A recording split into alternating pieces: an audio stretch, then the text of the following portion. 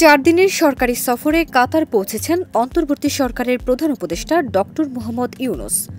21 April সন্ধ্যা 7টায় হজরত শাহজালাল আন্তর্জাতিক বিমানবন্দর থেকে বিমান বাংলাদেশ এয়ারলাইন্সের একটি ফ্লাইটে দোহা রওনা হন তিনি। রাত আনুমানিক 1:30টার দিকে তিনি কাতারে পৌঁছান। কাতারে পৌঁছানোর পর দোহা বিমানবন্দরে তাকে স্বাগত জানান দেশটির প্রোটোকল প্রধান রাষ্ট্রদূত ইব্রাহিম ফাখরু। এ সময় ডক্টর ইউনুসকে লাল গালিচা সংবর্ধনা দেওয়া হয়। এ তথ্য নিশ্চিত করেছেন প্রধান উপদেষ্টার deputy press secretary Abul Kalam Azad Majumdar. Walton আবারও মিলিনিয়ার অফারে ওয়ালটন ফ্রিজ কিনে আপনিও হয়ে যেতে পারেন মিলিয়নিয়ার। মিলিনিয়ার ছড়াছড়ি দেশ জুড়ে, এটা শুধু ওয়ালটনই পারে। প্রধান উপদেষ্টার সফর উপলক্ষে 21 এপ্রিল রাজধানীর ফরেন সার্ভিস একাডেমিতে এক প্রেস ব্রিফিংয়ের আয়োজন করা হয়।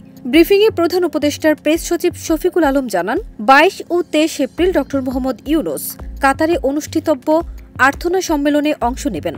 কাতারের রাজপরিবার এই সম্মেলনের মূল আয়োজক।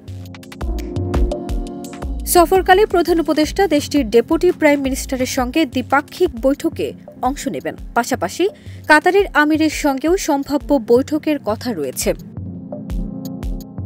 প্রেস সচিব আরও জানান, সফর সঙ্গী হিসেবে রয়েছেন জ্বালানি উপদেষ্টা মোহাম্মদ ফাউজুল কবির খান। কাতারের সঙ্গে বাংলাদেশের বিদ্যমান দীর্ঘমেয়াদী এলএনজি আমদানি চুক্তি ও জ্বালানি খাতে সহযোগিতা বাড়ানোর বিষয়ে আলোচনা হবে।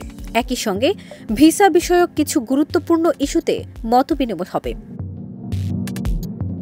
এছাড়া কাতারের শীর্ষ বিনিয়োগকারীদের অংশগ্রহণে 23 এপ্রিল এক উচ্চ পর্যায়ের বাণিজ্য সম্মেলন অনুষ্ঠিত হবে। এতে দুই দেশের মধ্যে অর্থনৈতিক সহযোগিতা আরও জোরদারের পথ খুঁজে পাওয়া যাবে বলে আশা প্রকাশ করেন প্রেস সচিব শফিকুল আলম। ফারজানা নিকিতা, দেশ রূপান্তর।